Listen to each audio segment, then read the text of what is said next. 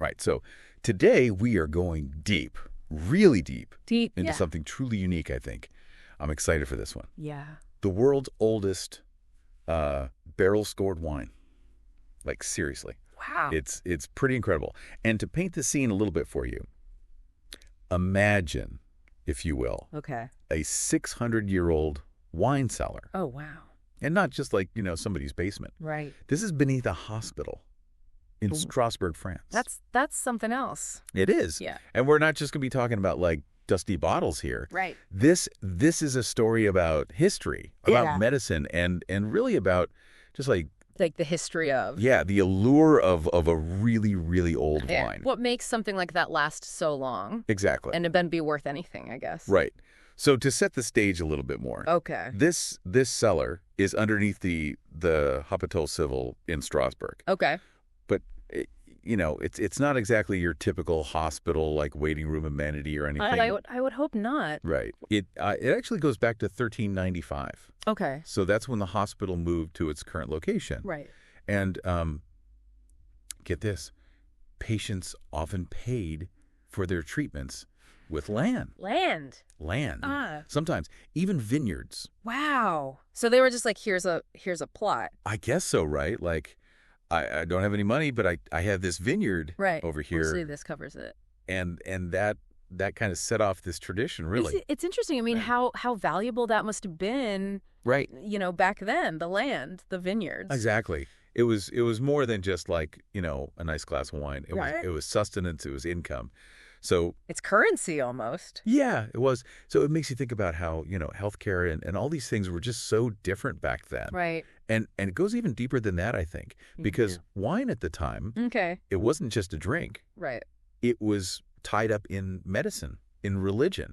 Like people saw it as a cure for like almost anything. Yeah, right? like a magic potion. Right, exactly. And, it had religious symbolism too. Oh, sure. So a hospital having a wine cellar, it wasn't as strange as it might seem now. Right. It kind of makes more sense in that context. Right, exactly. That's wild. And speaking of things that are wild and that survived, this cellar's got a story to tell. Okay. So in 1716, huge fire, like rips through the hospital. No. And the cellar, untouched. Really? Brick, underground, it made it. Wow.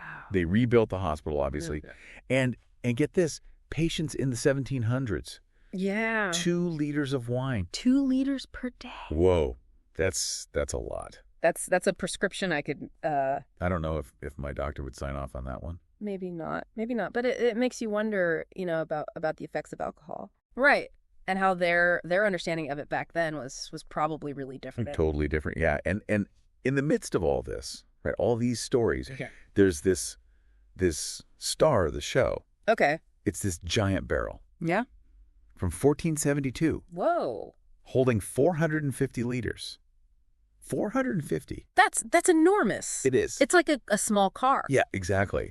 And it's what's believed to be the oldest like barrel stored wine. That's incredible. In the world. And it's still there. It's still there. That's amazing. And the thing is, it's only been tasted 3 times. What? Really? Only 3 times. 3 times. 1576, 1716. Wow. And 1944. So each time, like, marking some big event. Huge event. Yeah. It's like a time capsule. It is. It really is. And it makes you wonder what makes a wine age-worthy?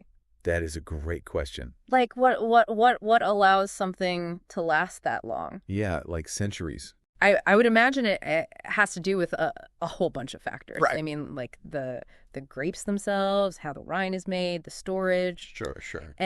And even just the year, like the vintage. The vintage, yeah. So in this case, it's got to be the cellar, right? Yeah. Cool, stable, dark. Yeah. And then the winemaking back then, probably a lot different. Totally. And together that must have been the perfect combination. The perfect storm.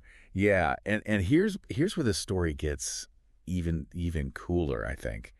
This cellar, it's not just a museum. Okay. Like, it's still alive. What do you mean? Winemakers today.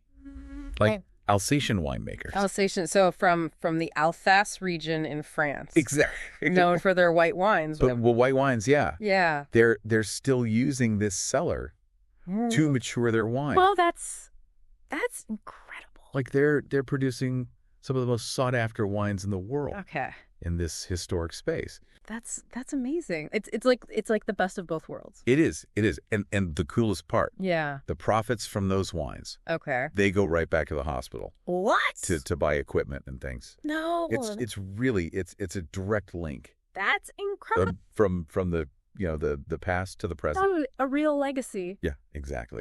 That's so cool. And now for anybody who's listening who's like, all right, I got to see this. Right. Really? In 1994, they added a wine museum to the cellar. So you can go there, you can see this piece of history. Okay. They even have a wine press on display. Oh, wow. From the 1600s. Okay. And you can buy wine from the cellar. Oh, that's got to be good. Right. Yeah. At their shop. So there's that. But I want to leave you with a thought. Okay. That 1472 wine. The big one. The big one. Yeah. It's only been tasted 3 times.